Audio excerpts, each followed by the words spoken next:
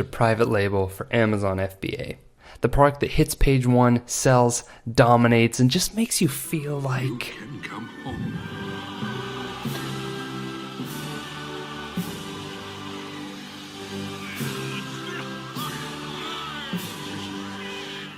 the perfect product has two things. Number 1, great physical specs, and number 2, great Amazon market conditions. So today we're going to look at what specs and market conditions you should look for, and then I'll give you some actionable tips to find product ideas. Let's talk about great physical specs. Lightweight, a few pounds max. The lighter, the less money you lose in shipping and duty fees.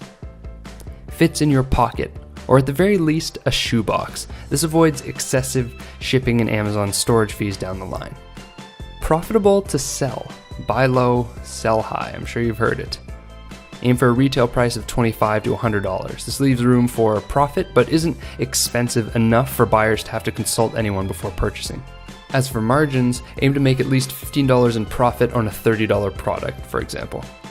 Remember to account for product costs, shipping fees, duty fees, Amazon fees, and currency exchange rates if applicable. For example, the Canadian dollar is weak right now. Go Raptors. It's not patented. Check out Google Patents to get a sense of whether your item has been patented or has other IP issues. Of course, Google Patents isn't an exhaustive patent search, nor is this legal advice. Consult a licensed attorney. Talking fast. Brandable and customizable. You can improve the physical form without great expense. For example, you should be able to add a brand logo to it, hence the term private label. A helpful modification, a handle, a protective case, a foam coating. Fixed form factors like die-cast metals and plastic made from molds have less room for differentiation, which in the end is bad for you. Not at Walmart. Ideally, buyers can't get this item in big box stores and they're forced to buy online, which means Amazon, which means you. No instructions needed. The customer should know what to do straight out of the box. Go ahead, include your free PDF guide, but ultimately your product should be drop dead simple. Can be reordered. It's something that can be used, enjoyed, and then ordered again. After all, the second sale is easier to make than the first. Simple tech. Consider avoiding charging and batteries, as just more can go wrong in that scenario. Tech that doesn't work will hurt reviews down the line. Passes a stress test. Can it survive a drop from a building? Yes. Is it safe in the hands of a toddler? Yes. So it won't break during shipping, resulting in better reviews and fewer customer service issues. It's a single SKU. Imagine you start out with 3 sizes and 3 colors. You have small red, big red, small blue, big blue, small yellow, medium yellow, big yellow. That's effectively 9 products to keep stocked at all times. Start with medium red, and if it does well, roll cash into variations. Let's look at a perfect example of good physical specs. Silicone wedding rings. Light. Fits in your pocket. Profitable, kind of. No IP issues, brandable. Walmart doesn't have them. Well, only 5 listings at the moment. It's intuitive to use, technologically simple, won't break in shipping, and could survive being dropped from the CN Tower. Go Raptors. It sounds great, so why don't we all private label silicone wedding rings? We did. Yeah. And now the market looks like this.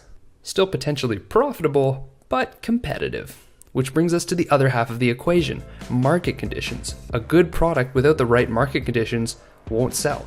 So what does a perfect Amazon market look like? No household names. If there's a strong brand that people associate with the product keyword, stay out. Duracell, Kleenex, Sharpie. This isn't always the case though. Sometimes a dinosaur market needs an asteroid or two. The product has multiple keywords. The product is searched for, found, and purchased through various keywords. Synonyms, if you will. You'll benefit from this when it comes time to optimize your listing for search and run Amazon paid ads. Trending. How do you know if something's hashtag trending? Check out hashtag Google Trends for the product ideas you're considering. Is the trend going up or down? If they're ascending because of consumer preferences or current events and the trend will continue, that's good. If it's in decline, that's bad. You want something you can build a brand around. The product you pick must be the start of a cohesive product line. Don't make it a one-off, then sell something in a different category. Make it part of a larger vision because you can cross-sell customers who buy initial product A with similar product B that you roll out down the line. Presentation can be improved. You can improve on the branding, presentation, packaging, and information of competitors. You'll know if this is the case because page 1 for your keyword will look a little bit ugly, like you stumbled into a bad neighborhood or something, unoptimized. Short titles, poor quality photos, it's priced too high or it's priced too low. It doesn't quite look refined. It's not gentrified yet, and you can be that fancy condo. You're an insider. If you're a member of the target demographic for the product, you'll know what the market needs, and that's an advantage over Jim in marketing who sells yoga mats but has never done downward dog pose and doesn't know what kale tastes like. Study your bank statements for the last 6 months. This is a cool little trick. What hobby or niche have you spent a disproportionate amount of money on? Like gaming, superfoods, fashion, whatever it is, see if you can find a product that fits the physical specs that we talked about earlier, and do that. Thriving FBA sellers. You want to know that someone succeeded in the niche as proof of concept. Not too successful, but somewhat successful. You can be the Apple to their Samsung. Samsung does it first, Apple does it better. Add 999 units of a product to your cart every day for a week, so Amazon gives you the inventory count. Use Chrome extension Keepa to track BSRs of various Amazon products over time. In Keepa, you're looking for a history of low BSRs of bestseller rank. The lower the bar is, i.e. the closer to bestseller rank number 1, the better the product's performed over time.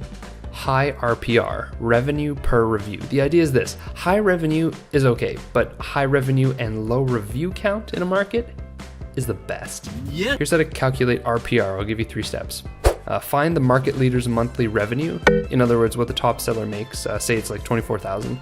Then you're going to divide their revenue by the number of reviews that they have. So 24,000 divided by 45 reviews, for example. And then you get the RPR, the revenue per review.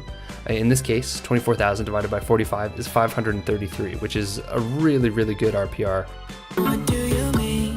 That means if you compete with a similarly optimized listing, for every review you get, you earn $533 if you eventually overtake that competitor for the first spot. This is not a perfect metric by any means, but it produces a clear sort of yes or no decision when you're looking at a private label idea. So just know this: low RPR is bad and high RPR is good. For most competitive, regular kind of don't do this niches, you'll get an RPR of around, I don't know, like $10 or so. And now you know what to look for: the ideal product specs and the perfect market conditions. And now, a few tips on finding new product ideas. Memories running through my bloodstreams. How I was just a bottle away from you. First things first, go to Walmart or Target and just browse the shelves. And now that you know what to look for, I mean, you can find physical objects that fit that description, no problem. Look outside of the Western world at like local Chinese supermarkets, for example. Sometimes they're ahead of the curve when it comes to products. And if there's no Chinese supermarket nearby, yes there is, because AliExpress. Don't look in Amazon's top 100, everyone looks there. Find niche products that appeal to a specific type of person. It helps if you are such a person. Anyone can think to sell a soccer ball, but what about darts or boomerangs or rock climbing stuff or boating accessories? And the other thing I would say in this sort of top 100 vein is to keep clicking. Maybe you start at the top 100 products, but just keep clicking and click away to product after product, go layers deep, and that's where the untapped markets will be.